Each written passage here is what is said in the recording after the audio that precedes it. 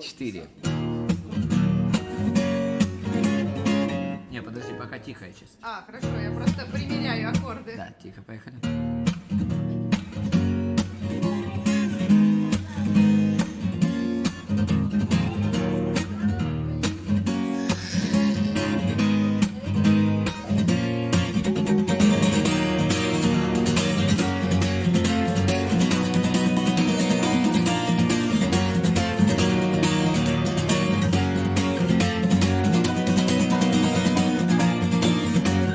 Струн, провода, ток по рукам, телефон во все голоса говорит пока. Пора. И пальто на гвозде, шарф в рукаве и перчатки в карманах шепчут подожди до утра. До утра.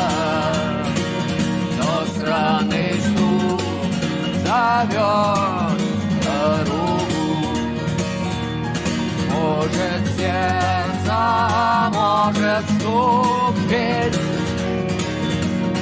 И когда я вернусь на пороге, я скажу одно лишь слово, соло.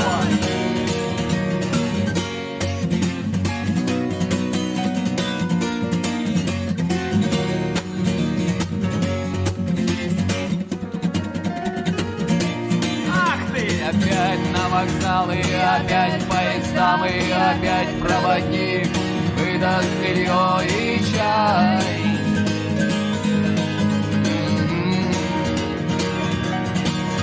И опять не уснул, и опять сквозь грохот колес не послышится слова.